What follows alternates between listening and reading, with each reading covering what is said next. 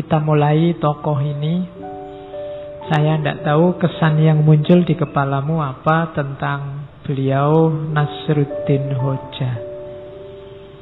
Tokoh ini yang jelas, yang pertama menyuruh kita hidupnya tidak tegang. Berhikmah iya, berfilsafat iya, mendalam secara makna iya, tapi santai saja, sambil senyum, sambil tertawa. Kalau kamu tidak percaya, Nabi itu sering tertawa. Di banyak hadis, bahkan ada beberapa hadis yang menyebut Allah pun tertawa. Lah kok manusia tidak bisa ketawa? Ya meskipun istilah Allah tertawa itu kan nanti ada beda pendapat. Kalau di kita yang Sunni pokoknya bila kaifa, tapi Allah tertawa. Kan ada cerita Allah tertawa, misalnya besok ada laki-laki terakhir yang keluar dari neraka menuju surga. Mungkin dia lihat surga dari jauh terus tertarik. Ya Allah, mbok aku dekat saja sama surga sudah senang. Ya sudah mendekat. Ya Allah, saya nggak masuk juga tidak apa-apa, nongkrong di depannya aja senang. Ya sudah, silahkan nongkrong. Ya Allah, kok enak ya di dalam surga, mbok saya masuk di pinggir-pinggir juga tidak apa-apa. Ya monggo masuk itu. Dan Allah ketawa lihat orang ini. Lu Allah aja ketawa. Ada ceritanya, ada hadisnya. Apalagi Nabi banyak. Nabi itu wajahnya saja dilihat menyenangkan. Kalau dalam bahasa hadis, Nabi itu profilnya basam. Basam itu orang lihatnya seolah-olah Nabi itu senyum terus. Dilihatnya itu enak. Jadi sebelum Nabi ngomong, ketemu Nabi saja itu orang rasanya enak, kayak disenyumi terus. Kalau kalian kan mungkin ada di antara kita yang kebalikannya malahan. Nonton wajah itu pengen muntah. Ada yang gitu, nesunan, ngamuan, itu kan tidak enak. Kalau Nabi basam. Oke, kepada siapa saja. Makanya orang Islam harus bisa ketawa. Jangan ngamuk terus.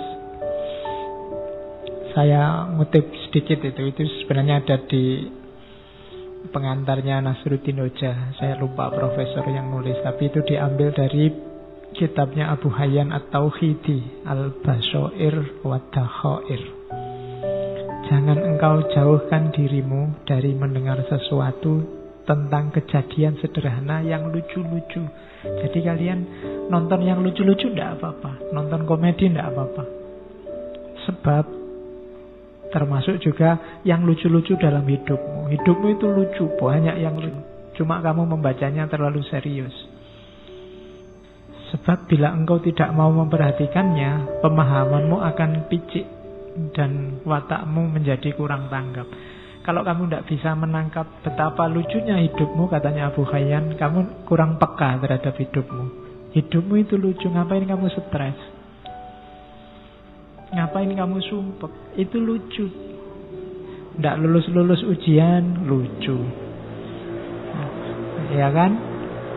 Kemudian apalah diputus pacar, jane ya lucu. Wong masih pacar aja diputus, kamu kok nangis sampai segitunya. Malah enak kamu bisa nyari lagi, nambah pengalaman. Kalau kamu nangis itu jane ya lucu. Banyak yang lucu-lucu dalam, apalagi coba kamu baca peristiwa-peristiwa politik hari ini, itu jane lucu. Cuma barang lucu itu kamu kok ketemunya malah marah. Harusnya kan ketawa. Tapi hari ini orang membacanya jadi marah-marah. Katanya Abu Hayyan bilang, kau tidak mampu menikmati segarnya komedi, segarnya humor, segara kelucuan, awan kelabu kehidupan yang serius bahkan menghancurkan dirimu. Wah, susah. Merengut terus juga hidupmu akan hancur. Tidak enak. Wong kita oleh Allah diizinkan, diberi kesempatan hidup di dunia ini kan untuk bahagia, untuk senang. Masa Allah nyuruh kita sumpek, nyuruh kita sengsara? Kan enggak. Gembiralah. Hidup ini menggembirakan. Jadi tertawalah. Ini filosofi yang dipakai oleh Abu Hayyan At-Tauhidi dan Nasruddin Hoja nanti gayanya semacam ini. Makanya saya sebut Muslim alternatif. Sekarang citranya Islam itu citra kebanyakan citra keras. Ya meskipun itu salah, tapi ada indikator-indikator yang membuat orang menyimpulkan itu. Mari kita akhiri itu, tampilkan wajah Islam yang melahirkan tawa, melahirkan senyum. Kadang-kadang ada orang bikin komedi, bikin humor, kamunya serius. Betul. Jadinya nggak jadi ketawa, malah marah. Akhirnya orang takut lagi ngomong yang lucu-lucu. Akhirnya ngomongnya serius terus. Akhirnya wajahnya kayak kalian kelihatan cepet tua kabeh. Antara wajah sama umur berbanding terbalik. Jadi ketawalah, senyumlah. Hidup ini indah, hidup ini nyaman.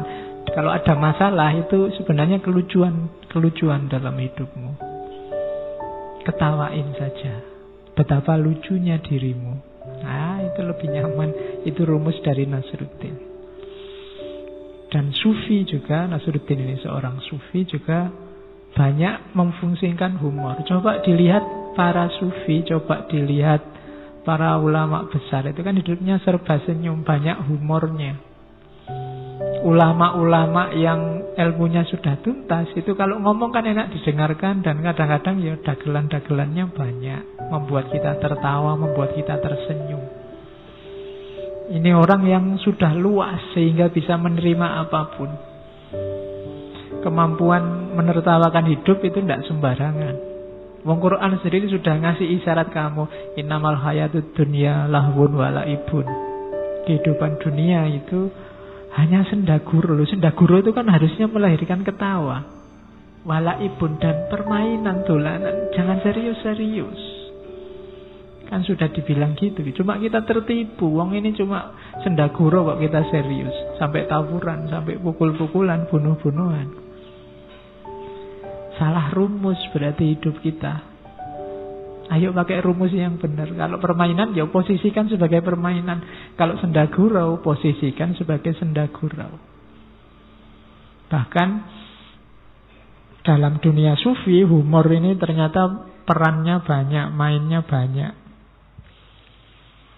Ada teori bahwa kalau dalam Sufi itu humor itu termasuk humornya Nasruddin, itu ada kalanya untuk menggugah pikiran. Orang yang jeli membaca humornya Sufi itu tidak cuma dilihat cerita lucunya. Di balik itu ada makna yang dalam.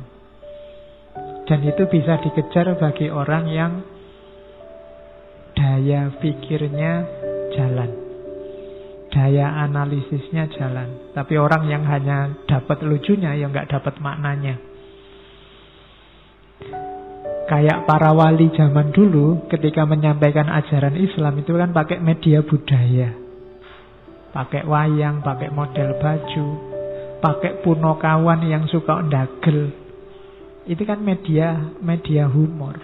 Kalau para wali yang dalang, meskipun punokawan, meskipun ada Semar Bagongnya, ada limbuannya mungkin, tapi lucunya pasti ada maknanya. Tidak tahu maknanya pun tidak apa-apa, kamu dapat ketawanya, tapi kurang dalam. Ketawanya sudah dapat, cuma dalamnya. Dulu waktu diantara yang diperdebatkan Sunan Kalijogo sama Sunan Giri kan itu, Sunan Giri orangnya serius. Kalau Sunan Kalijogo maunya, ya sudah kita ambil pelan-pelan. Lah nanti kalau umat tersesat, enggak kalau tersesat. Wong ini, umat Islam ini kan akalnya jalan. Lama-lama mereka juga ngerti rahasianya. Lama-lama juga mereka bisa belajar sendiri, tahu yang benar. Sekarang biar mereka tertarik dulu lah pakai media-media budaya, termasuk pakai humor. Kalau ada ustadz atau ulama atau kiai ceramah yang tidak ada humornya sama sekali kan, ya paling kamu ngantuk, paling hadir sekali 2 kali, besok nyari alasan kalau diajak. Penariknya kurang.